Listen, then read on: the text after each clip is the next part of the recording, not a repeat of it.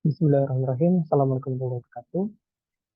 Perkenalkan, saya Muhammad Sultani 150181046 yang pada kesempatan kali ini akan mempresentasikan terkait ujian tengah semester take home mata kuliah pengembangan sumber daya air dengan topik pengelolaan sumber daya air Indonesia 25 tahun yang akan datang dengan fitur search, SWOT, dan AHP sebagai bentuk pencegahan banjir di ibu kota provinsi di Indonesia dengan dosen mata kuliah Bapak Agung Yono Hadi Soeharno.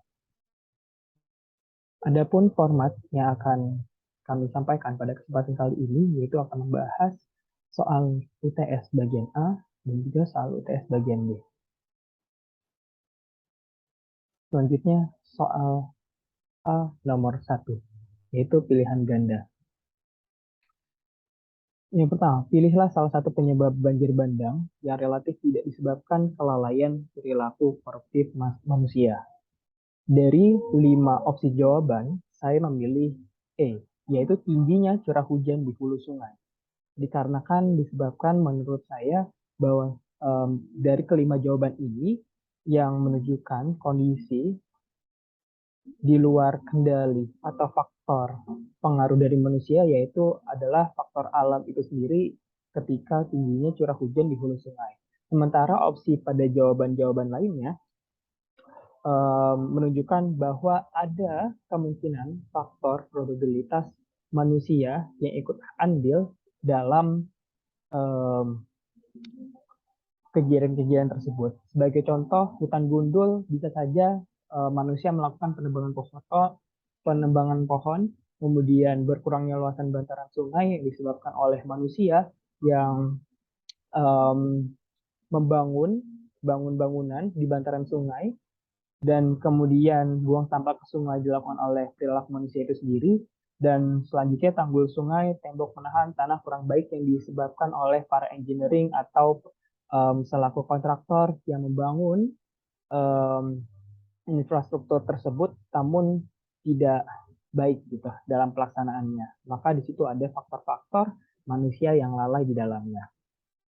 Kemudian soal yang kedua, pilihlah jawaban paling baik. Perilaku koruptif penyebab banjir bandang tersebut bisa diatasi oleh, oke, menurut saya pribadi, bahwasanya dalam kita menangani sebuah kasus, terkhususnya kasus-kasus yang terjadi di bidang sumber daya air seperti banjir, maka semua pihaklah yang harus ikut terlibat dalam menyelesaikan masalah tersebut. Tidak hanya pihak yang selaku pemilik kebijakan menetapkan perintah di lapangan, namun juga turut serta berbagai pihak stakeholder, tidak terluput masyarakat, karena masyarakat yang akan terkena dampak secara langsung. Bahkan tenaga-tenaga, ya, pekerja-pekerja dalam hal penyelesaian masalah tersebut, kita bisa memberdayakan masyarakat yang ada. Oleh karena itu, menurut saya, tidak hanya dari segi pemangku kebijakan saja, tidak hanya dari segi para eksekusi saja, gitu, namun juga terlibat stakeholder lainnya, semuanya yang berkepentingan. Tidak luput masyarakat itu sendiri. Maka saya memilih poin D. Kemudian untuk mencegah terjadinya banjir bandang kembali, waktu yang diperlukan untuk perencanaan sampai dengan pelaksanaannya diperkirakan menurut saya pribadi untuk menyelesaikan permasalahan banjir tidaklah dengan waktu yang singkat gitu ya. Dengan kita melaksanakan sebuah kegiatan-kegiatan yang uh, menunjukkan sebagai bentuk perencanaan dan juga pengimplementasian dari master plan penyelesaian banjir, saya kira bisa mencapai 25 tahun. Ya. Kita bisa merujuk pada sistem atau sistem pengelolaan ESI platform. Ya, pertama-tama kita juga perlu memberikan edukasi kepada masyarakat mengenai proyek yang akan kita um, terapkan gitu di masyarakat. Kita akan bangun infrastruktur dan sebagainya sebagai bentuk solusi penanganan banjir. Oleh karena itu, dengan tumbuhnya kesadaran masyarakat, diharapkan masyarakat ikut serta. Seperti halnya Soldi sebelumnya, masyarakat membangun kesadarannya berikut serta dalam partisipasi pencegahan banjir ini, maka akan lebih cepat penanganannya. saya kira bisa sampai 25 tahun. Jadi tidak sampai di atas 50 tahun. Dari kebiasaan-kebiasaan masyarakat kecil sebagai contoh tidak membuang sampah gitu ya, terus tidak membangun pada lahan-lahan yang sebagai daerah resapan air gitu. Oleh karena itu saya rasa bisa lebih cepat untuk menangani banjir bandang ini. Kemudian soal selanjutnya, menurut penilaian saudara, berapa persen nilai empati masyarakat kepada saudara-saudara atau orang-orang miskin yang kurang mendapatkan pelayanan fasilitas sistem sumber daya air yang memadai? Menurut saya masih rendah. Saya memilih jawaban di bawah 50%, dikarenakan saya melihat beberapa hal yang menjadi landasan saya. Masyarakat kita itu muncul empatinya ketika ada hal-hal force major gitu ya.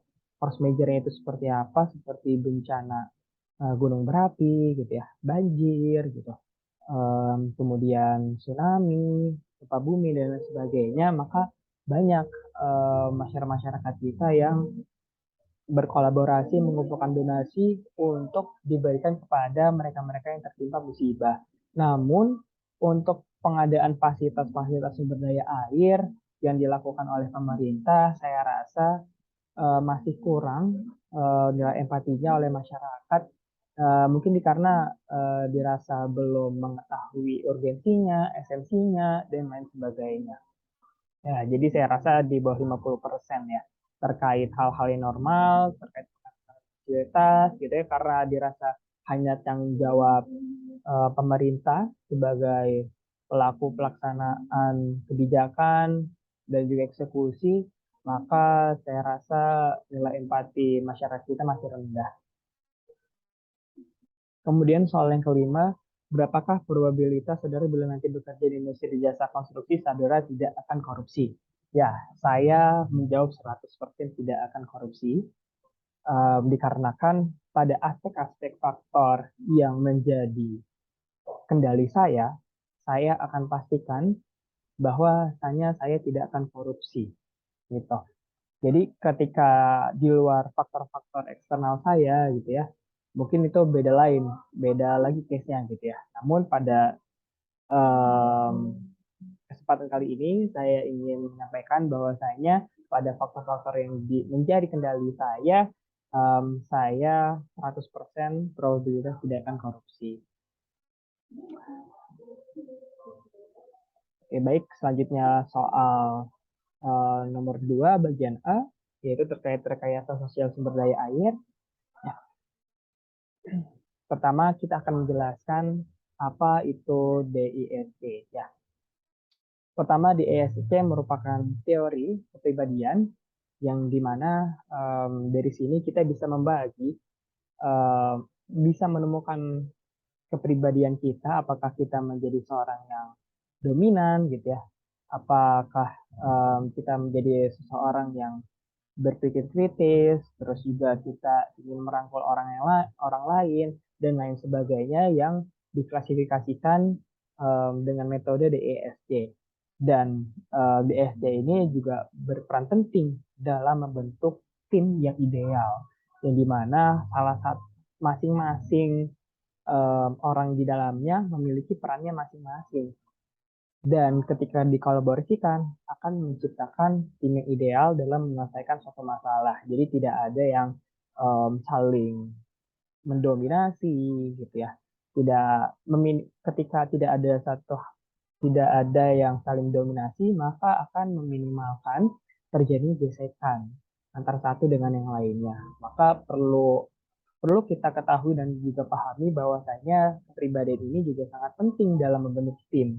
Karena dalam menyelesaikan masalah-masalah sumber daya air pun kita akan bekerjasama dengan sebagai satu tim yang dimana kita harus saling berkolaborasi dan juga saling support.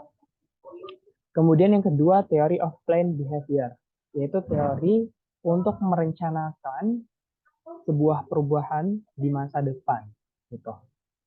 Jadi pada dasarnya teori ini digunakan untuk melakukan sebuah pendekatan, menciptakan sebuah kebiasaan-kebiasaan baru di masa depan, khususnya di masyarakat gitu ya. Ketika kita misalkan ingin menerapkan suatu kebijakan di masyarakat, maka kita perlu pendekatan-pendekatan terlebih dahulu gitu ya, untuk masyarakat itu lebih aware, lebih memahami, lebih memunculkan kebiasaan-kebiasaan yang relate dengan solusi yang akan kita tawarkan nanti. Makanya teori plan behavior ini masuk gitu ya. Apa yang mendorong, value-value apa yang perlu kita coba tanamkan, kemudian faktor eksternal seperti apa yang kita bisa kita terapkan di masyarakat sebagai bentuk intervensi dari luar gitu untuk menciptakan kebiasaan-kebiasaan. Kemudian community and organizational behavior, um, pada konsep ini mengkaji terkait bagaimana interaksi perilaku individu-individu dalam sebuah organisasi yang menciptakan kebiasaan organisasi itu sendiri. Sebab pada dasarnya organisasi itu terdiri dari individu-individu yang berkumpul dengan visi yang sama. Oleh karena itu, dengan kita mengetahui tingkah perilaku masing-masing individu, kita bisa mengkondisikan gitu ya, perilaku-perilaku seperti apa untuk masing-masing individu untuk menciptakan kebiasaan-kebiasaan dalam organisasi yang kita harapkan, yang kita tuju. Oleh karena itu kita sangat penting dalam sebuah organisasi, dalam sebuah komunitas untuk menciptakan ekosistem yang saling suportif. Kemudian indeks persepsi anti korupsi, yaitu seberapa jauh pemahaman dan juga pengalaman masyarakat terkait gagasan anti korupsi gitu ya. Jadi dari sini kita bisa melihat ketika indeks persepsi anti korupsinya itu tinggi, berarti awareness, kesadaran masyarakat terkait anti korupsi itu juga tinggi. Dari sini kita juga bisa melihat seberapa jauh pengetahuan, pemahaman, dan juga keinginan masyarakat dalam menggerakkan gagasan anti korupsi ini sendiri. Karena dalam proyek-proyek sumber daya air pun kita tidak terlepas banyak hal kemungkinan potensi untuk melakukan yang namanya korupsi. Ya, makanya hal ini penting gitu ya kita pelajarin untuk menghindari berbagai macam perilaku korupsi di lapangan, sebab ketika terjadi korupsi maka akan menyebabkan turunnya kualitas. Turunnya kualitas menyebabkan bangunan yang akan kita bangun itu tidak sesuai dengan spesifikasi atau tidak sesuai dengan desain gitu ya. Ketika tidak sesuai dengan desain, maka ketika terjadi sebuah tampungan air bisa jadi gagal gitu ya desainnya atau bangunannya. Kemudian indeks pembangunan manusia dan atau Human Development Index, yaitu merupakan sebuah nilai yang menunjukkan dalam pembangunan infrastruktur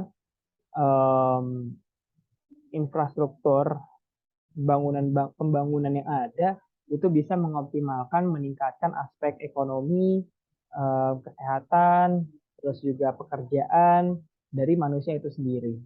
Jadi apakah ketika kita membangun, kita bisa melihat dalam indeks pembangunan manusia ini apakah ikhtiar yang kita bangun ketika misalnya kita membuat bendungan, terus juga waduk dan lain sebagainya, itu meningkatkan value di masyarakat. Seperti halnya munculnya lapangan pekerjaan, gitu ya. Para petani mendapatkan pasokan air dari irigasi waduk dengan optimal dan lain sebagainya. Nah, di sini kita juga sebagai pengukuran apakah solusi yang kita tawarkan itu tepat sasaran, ya, memberikan manfaat yang nyata kepada masyarakat. Jadi sini kita penting untuk mengetahui indeks pembangunan manusia. Kemudian berapa tahun lagi Indonesia dapat menerapkan ARMAK? Menurut kami, Indonesia dapat menerapkan ARMAK ketika pada estimasi waktu kurang lebih 50 tahun yang akan datang. Sebab sistem ARMAK ini merupakan sistem otomatisasi waduk yang dimana kita perlu melakukan tahapan-tahapan mulai dari edukasi terlebih dahulu kepada masyarakat, sebab ketika terjadi otomatisasi bisa saja em, pembukaan tutup secara manual konvensional oleh manusia itu sudah tidak dilakukan karena otomatisasi gitu kan. Makanya kita perlu memberikan pengertian, pemahaman kepada masyarakat terkait konsep hal ini yang sebenarnya yang sejatinya itu dapat bermanfaat juga kepada masyarakat. Value-nya pun juga ada kepada masyarakat. Oleh karena itu dalam tahapan isi platform dimulai dari edukasi, survei, investigasi, pembebasan lahan, kemudian juga konstruksi, operation and maintenance yang dirasa um, tidak bisa dalam kurun waktu yang singkat gitu. Jadi saya rasa mencapai 50 tahun. Kemudian berapa tahun lagi Indonesia dapat menuntaskan edukasi IPOL Exhausted. Oke, pendidikan teknik, pendidikan teknologi lingkungan, pertahanan dan juga keamanan yang saya rasa bisa diterapkan ya kurang lebih 20 tahun lagi dengan um, alasan bahwasanya ketika masing-masing perguruan tinggi mampu memberikan perannya masing-masing dalam mewujudkan sektor-sektor ini, maka saya rasa bisa mencapai 20 tahun gitu. Misalkan ITB sebagai institusi pendidikan perguruan tinggi yang fokus pada teknologi gitu.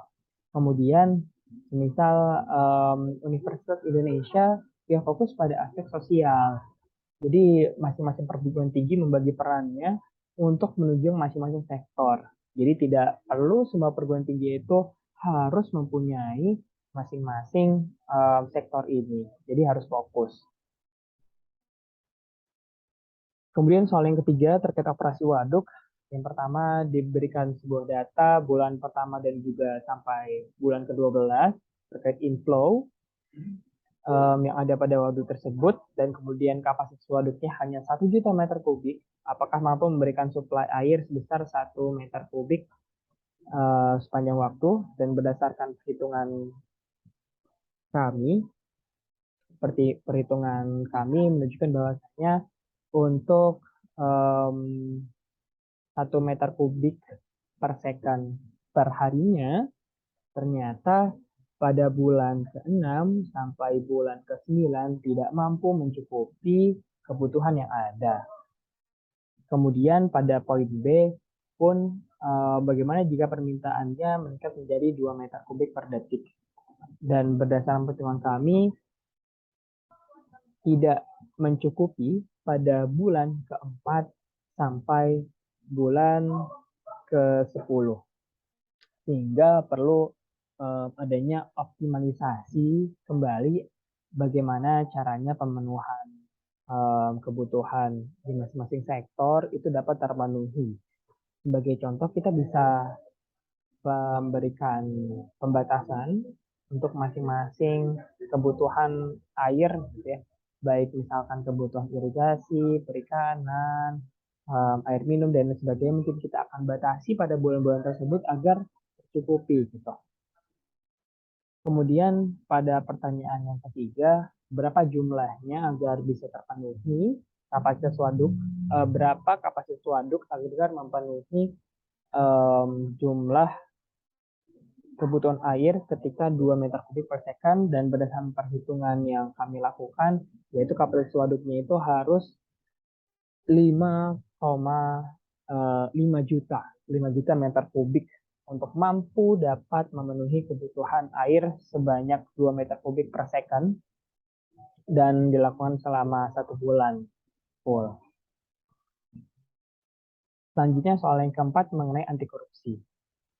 Oke, jadi pada soal ini disebutkan bahwasanya ada sebuah cerita yang menunjukkan kondisi di mana dalam industri konstruksi gitu ya terkait kejadian sogok menyogok. Ya, mungkin saya akan bacakan soalnya mengapa tidak boleh menyogok saat kita mengerjakan proyek di industri jasa konstruksi sebagai konsultan dan juga kontraktor.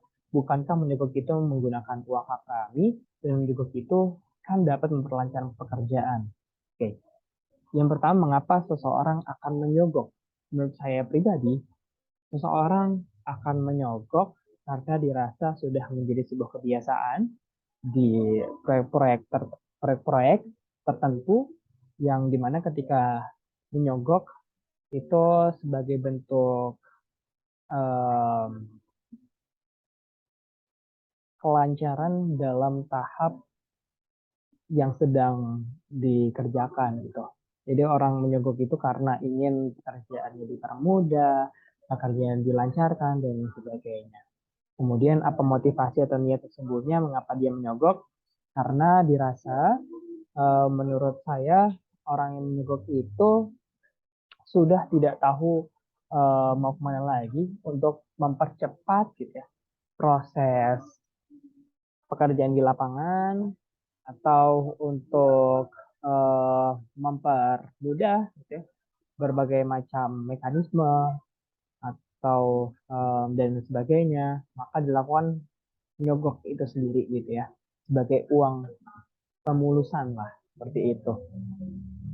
Kemudian pertanyaan selanjutnya, apakah saudara sudah sangat serius pada saat nantinya bekerja tidak akan menunjuk? Ya, saya sangat serius karena saya memiliki sebuah nilai-nilai yang dimana nilai-nilai tersebut saya pegang teguh sebagai nilai pribadi, value pribadi, yaitu diantaranya integritas, ya, tanggung jawab, gitu, dan juga profesionalitas.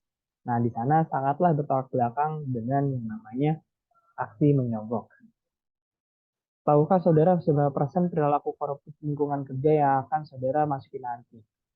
Sejauh yang saya ketahui berdasarkan perkuliahan yang dilakukan di bersama Pak Agung gitu ya, saya mendapatkan gambaran bahwasanya banyak perilaku-perilaku yang mungkin terkesan kecil, namun itu merupakan perilaku-perilaku koruptif yang dimana bertolak belakang dengan um, value atau nilai saya. Berapa persennya mungkin saya rasa potensinya bisa lebih dari 90% gitu ya, perilaku koruptif di lingkungan kerja. Terus kemudian berapa persen probabilitas saudara tidak akan menyogok? Ya, saya seperti halnya jawaban di soal pertama, bahwa saya untuk faktor-faktor yang menjadi puasa saya 100% tidak akan menyogok. Kemudian ketika saudara menyaksikan ada orang lain menyogok, jawab pertanyaan berikut, apa perasaan saudara, suka atau tidak, apa alasannya? Ya, sudah pasti tidak suka karena di situ perilaku tersebut merupakan perilaku-perilaku yang dapat menyebabkan dampak yang secara tidak langsung besar terhadap pembangunan yang ada. Baik dari segi manusianya, bahkan infrastrukturnya, pembangunannya. Dan hal tersebut juga bertolak belakang dengan nilai-nilai ataupun value yang saya pegang. Oleh karena itu saya tidak suka. Kemudian apa yang sudah pikirkan baik atau tidak baik, apa alasannya? Um, saya menjawab tidak baik perilaku tersebut sebab dikarenakan ketika misalkan pembangunan sumber daya air, pembangunan infrastruktur, di mana banyak perilaku-perilaku koruptif, gitu ya. Saya ambil contoh sebagai seperti ketika membangun sebuah bangunan, gitu ya, kemudian dikorupsi terkait bajanya, kemudian semennya dan lain sebagainya, itu menyebabkan terjadinya penurunan kualitas. Nah, karena penurunan kualitas tersebut menyebabkan daya dukung kekuatannya, kemudian stabilitasnya itu terganggu dan itu tidak sesuai dengan desain awal, maka ketika terjadi hal-hal yang tidak diinginkan seperti curah hujan tinggi, kemudian gempa bumi, tsunami dan lain sebagainya, bangunan tersebut tidak akan kuat gitu ya. Dan itu akan menyebabkan kecelakaan, bahkan menyebabkan terjadi banjir kembali ketika tidak mampu menopang air dengan kapasitas yang besar gitu. Tanggulnya hancur dan lain sebagainya. Kemudian nyogok adalah perilaku koruptif Bahkan KPK melakukan OTT, operasi tangkap tangan bagi pelaku, pemberi maupun penerima uang suguhan. Menurut saudara, bagaimana caranya untuk mencegah praktek seperti ini? Ya, dari dalam diri, pertama-tama kita harus membuat komitmen dan juga menanamkan karakter integritas, jujur, tanggung jawab, dan juga profesionalitas gitu dari dalam diri sendiri agar ketika kita menghadapi sebuah potensi-potensi atau perilaku-perilaku yang menunjukkan praktek korupsi atau sebuah tindak korupsi ini, kita akan dengan lugas dan tegas kita akan menolak. Kemudian ketika kita menjadi seorang profesional gitu ya, orang lain akan butuh kepada kita gitu. Ketika kita misalkan menjawab tidak, maka mereka akan merasa kehilangan value gitu ya. Karena kita memang satu-satunya orang yang mampu mengerjakan tugas hal tersebut gitu. Jadi buatlah diri kita menjadi seorang ekspertis profesional yang dimana suara kita gitu ya, pendapat kita itu mampu didengar dan juga mampu uh, mendapatkan sebuah poin intervensi pertimbangan yang lebih oleh orang-orang lain gitu di proyek. Namun dari segi sistem, menurut saya bisa dibuat sebuah kondisi fakta integritas bahwasanya masing-masing pegawai tidak akan melakukan korupsi, kemudian membuat sistem transparansi yang dimana berapa jumlah pembelian dan juga pembangunan dan sebagainya, kemudian juga kita bisa melakukan pengawasan secara pihak internal, diaudit dan lain sebagainya sebagai bentuk um, monitoring hal-hal yang dilakukan di proyek kita oleh pegawai-pegawai kita, SDM-SDM kita, dan mencegah perilaku koruptif itu sendiri.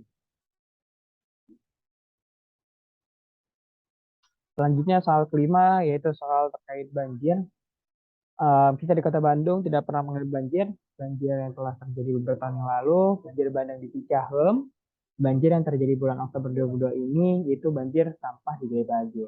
Uraikan perbedaan teknis banjir tersebut, non teknis, kemudian langkah-langkah solusinya, berapa tahun, dan kami mengusulkan dan melihat terkait banjir Cicahem, yaitu banjir secara teknisnya disebabkan oleh luapan air sungai karena air sungai tersebut tidak mampu menampung volume air sungai ya. Ya, ketika kita melihat kondisi-kondisi di Cicahem, banyak sekali bangunan-bangunan yang menutupi daerah-daerah resapan air sehingga ketika curah hujan tinggi, kemudian ada arus curah hujan tinggi menyebabkan run off surface permukaan air itu tinggi juga, maka tidak ada air yang masuk ke dalam tanah, maka akan fokus ke dalam sungai dan kapasitas sungai itu juga terbatas, maka akan luap gitu, sehingga terjadinya banjir. Adapun aspek non teknis ini selanjutnya yaitu pembangunan yang masif, gitu ya, tidak dikontrol untuk penempatan daerah-daerah yang sebagai resapan air dan lain sebagainya, maka bisa menjadi salah satu faktor non teknis. Kemudian terkait banjir gede bagi yang secara teknisnya disebabkan oleh penumpukan sampah di sungai sehingga menyebabkan kapasitas sungai berkurang atau terjadinya hambatan gitu ya aliran sungai yang seharusnya bisa lancar namun terhambat oleh tumpukan-tumpukan sampah itu sendiri. Yang ketika kita lihat secara kasat mata banjir di Gede Bage banyak sekali sampah-sampah yang berserakan di um, di jalanan yang menunjukkan bahwasanya penyebabnya ini kemungkinan besar oleh sampah gitu. Kemudian dari faktor non teknisnya sendiri itu diduga besar bahwasanya perilaku manusia dalam membuang sampah tidak pada tempatnya. Ya, di sini kita bisa melihat banyak tumpukan-tumpukan sampah, sampah rumah tangga, sampah ya kebanyakan sampah rumah tangga yang dimana faktor manusia punya peran besar di dalamnya. Kemudian solusi yang bisa kita hadirkan untuk memberikan alternatif ya, dalam mencegah banjir-banjir di Cicahem maupun Grebagi, kita bisa merujuk pada kaidah konsep ESIT-Latcom ya. ESIT-Latcom. Yang pertama kita memberikan edukasi, yaitu edukasi kepada masyarakat bahwasanya untuk kita menyelesaikan masalah banjir tidak hanya dilakukan oleh pemerintah saja selaku pemangku pembuat kebijakan dan juga oleh Kementerian PUPR saja selaku pengeksekusian di lapangan, namun masyarakat juga perlu turut serta dengan aktivitas-aktivitas yang dapat meminimalkan dan membentuk lingkungan yang lebih um, lebih kondusif lagi.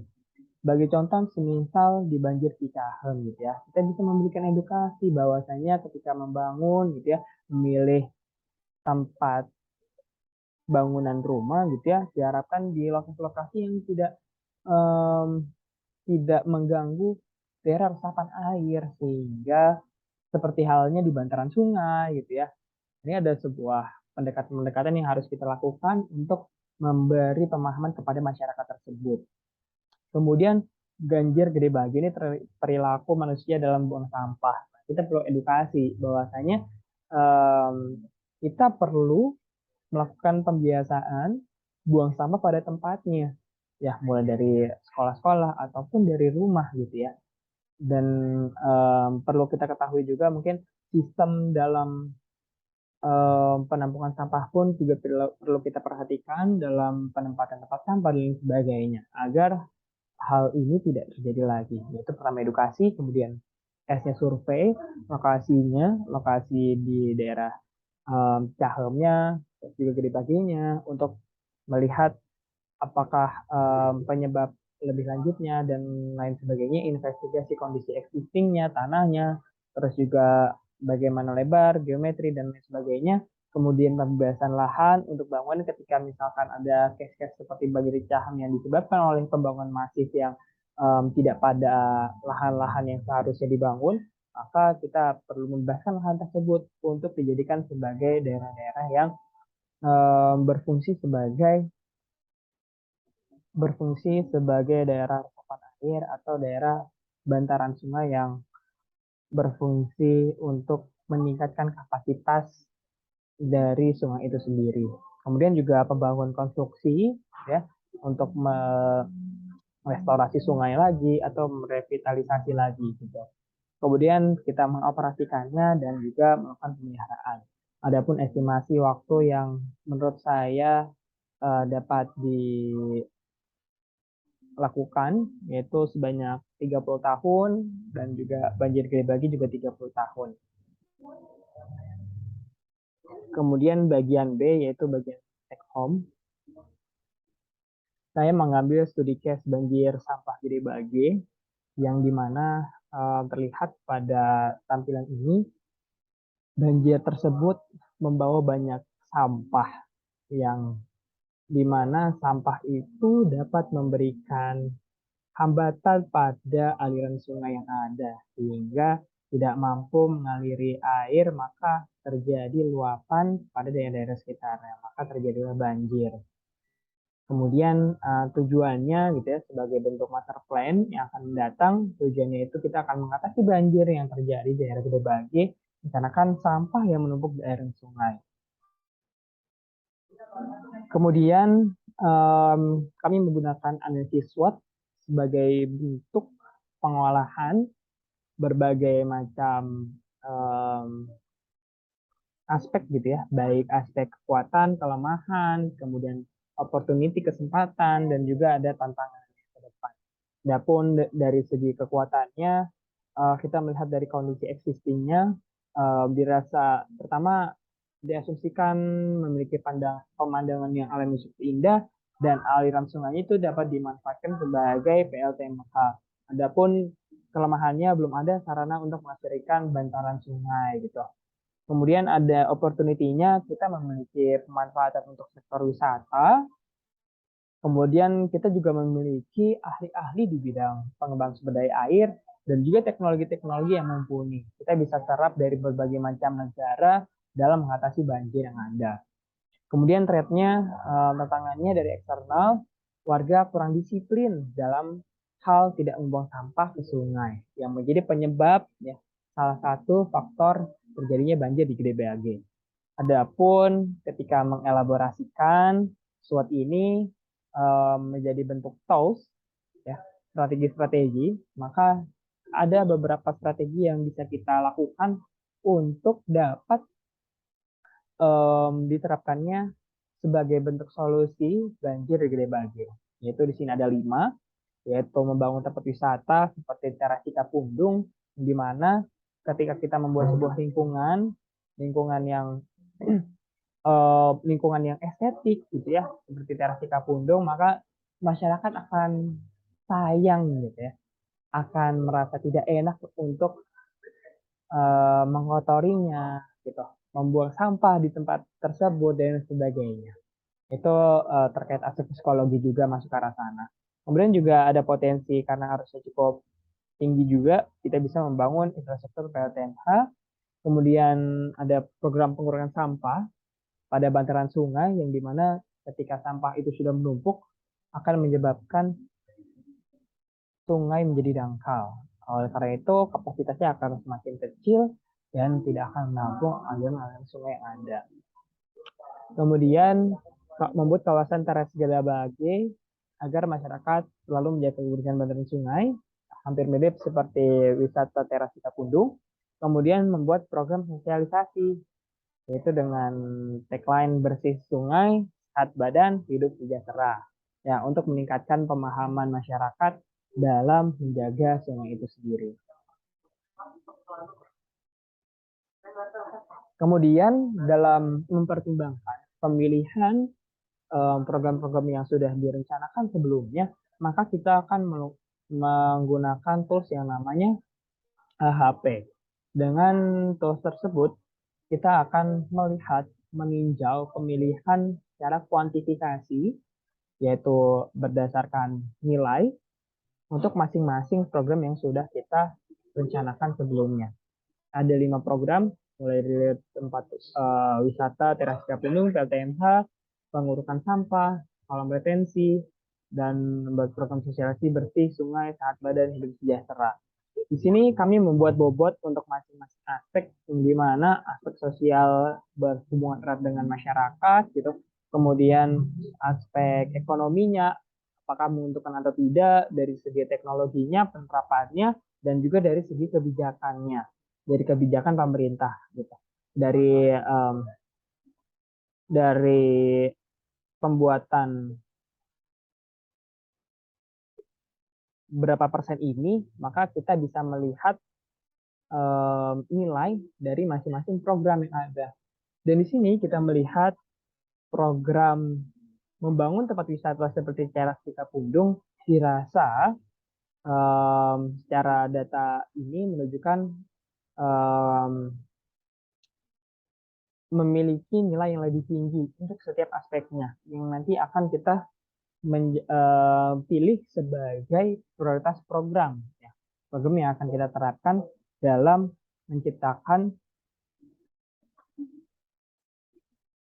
mencegah banjir di Gede Bage.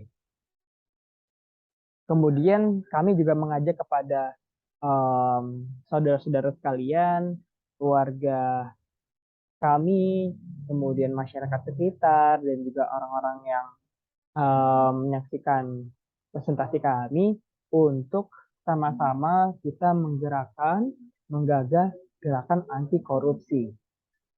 Terkhususnya pada infrastruktur sumber daya air, yang dimana kita sebagai seorang calon engineer di dunia masa yang akan datang, kita perlu mengetahui ternyata bahwasanya ada potensi-potensi perilaku koruptif, perilaku-perilaku yang tidak bersesuaian dengan value dan juga nilai kami, yang itu akan menyebabkan fatal, sangat-sangatlah fatal dalam menjalankan atau pembangunan infrastruktur sumber daya air itu sendiri. Tadi kami coba sampaikan contohnya, ketika sebuah bangunan infrastruktur itu dikorupsi, maka kualitasnya akan turun ketika kualitas akan turun, tidak mampu memberikan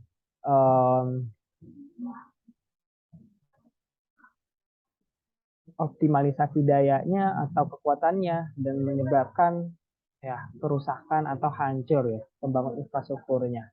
Itu dampak-dampak yang mungkin kita bisa lihat gitu ya, beberapa aspek mungkin ada di berita-berita yang menunjukkan adanya ketidaksesuaian kualitas dari spek-spek yang sudah seharusnya didesain gitu ya. Itu disebabkan salah satunya adalah faktor korupsi ini sendiri. Maka saya mengajak kepada teman-teman dan juga masyarakat untuk kita menggalakkan namanya gerakan anti korupsi.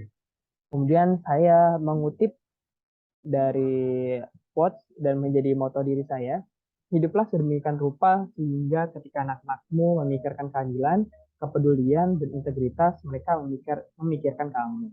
Jadi di sini menekankan bahwasanya kita sebagai sosok um, ahli ekspertis di dunia sumber daya air perlu memiliki nilai-nilai integritas gitu ya. Di mana nilai integritas ini, nilai kejujuran ini sangatlah penting untuk menciptakan sebaik-baiknya kualitas kehidupan di masyarakat. Ya, terkhusus pada aspek pembangunan infrastruktur di sumber daya air. Kemudian kita perlu mengetahui sumber daya air ini memiliki peran penting. Ya, kita mengetahui bahwasanya di dunia ini, di bumi ini terdapat 3% air bersih yang bisa kita konsumsikan dan 97%-nya merupakan air laut yang dari 3% ini air tanah itu sebanyak 29%, kemudian ada sungai dan alirannya dan lain sebagainya, di mana pemanfaatannya itu untuk manusia. Dan manusia tidak akan bisa hidup tanpa adanya air. Maka air memiliki peranan penting dalam penunjangan kualitas kehidupan manusia. Oleh karena itu, infrastruktur sumber daya air ini memiliki peranan penting untuk meningkatkan kesejahteraan hidup manusia itu sendiri. Adapun yang akan kami usulkan dalam merencanakan infrastruktur sumber daya air untuk mengoptimalkan air-air yang ada di Indonesia untuk pemenuhan kesejahteraan masyarakat, pemenuhan kesejahteraan manusia, dan meminimalkan perilaku anti korupsi itu dengan cara menjadi ekspertis dan menjadi konsultan individu. Di mana ketika kami menjadi konsultan individu, maka peran penting faktor kendali terhadap diri kita dan terhadap sistem itu akan lebih bisa kita kontrol karena kita akan langsung dibayar oleh pemilik proyek ya, dalam menyelesaikan satu masalah dan itu tidak ada berkaitan dengan mekanisme atau sistem-sistem lainnya yang berkecimpung di dalam proyek. Maka yang sangat aman ketika kita menjadi konsultan individu. Nah, konsultan individu yang kami bangun itu PT Tony Persada Jaya. Ya, dengan latar belakang kami memiliki pendidikan sampai doktoral, S1, S2, S3. Kemudian kami memiliki pengalaman di bidang aspek perencanaan desain infrastruktur besar, khususnya di sumber daya air, baik bendungan, waduk, irigasi, dan lain sebagainya. Kami sudah berjalan selama 25 tahun dan telah menangani sebanyak 30 proyek besar di Indonesia. Oleh karena itu, dari segi ekspertis, profesionalitas, kami tidak diragukan kembali. Kemudian adapun perencanaan praktek integritas yang kami terapkan pada konsultan kami, yaitu dimulai dari komitmen kami sebagai konsultan untuk melakukan kejujuran dan melakukan integritas dalam perencanaan desain yang kami buat.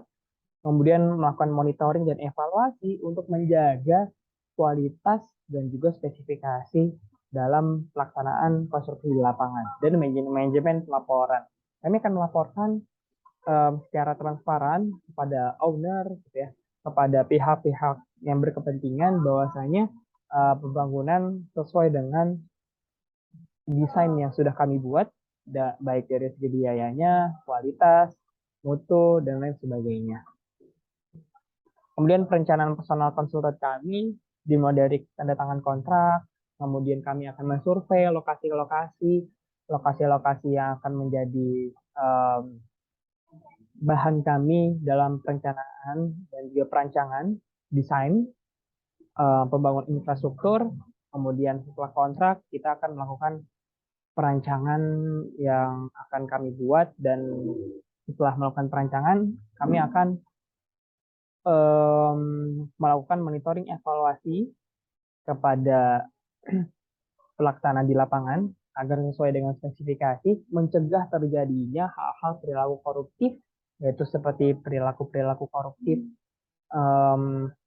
pengurangan material yang bisa jadi itu terjadi di lapangan. Kami akan pantau dan kita akan transparansi progres ketercapaiannya kepada pihak-pihak yang berkepentingan dan pihak-pihak terkait.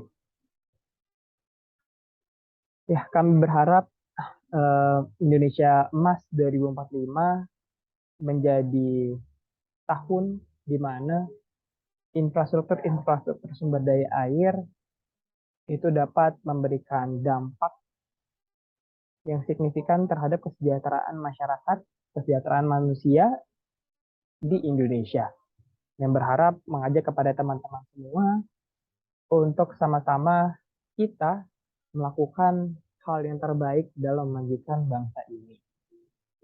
Dan kami sebagai ahli ekspertis di dunia sumber daya air berharap juga bangunan-bangunan yang kami canangkan dan kami terapkan bisa dimanfaatkan semaksimal mungkin dan menyelesaikan berbagai masalah yang ada di Indonesia, baik banjir, baik kegagalan bangunan, dan kekeringan dan lain sebagainya, itu kami bisa tangani dari bangunan infrastruktur sumber daya air yang kami lakukan. Dan selanjutnya kami berharap untuk kasus banjir di Gede Bage, semoga kita bisa melestarikan sungai di Gede Bage dan tidak akan terjadi lagi banjir yang menyebabkan banyak kerugian yang terjadi di masyarakat. Baik, demikian yang bisa dapat saya sampaikan. Kurang lebihnya mohon maaf. Wabillahi taufiq wal hidayah. Wassalamualaikum warahmatullahi wabarakatuh.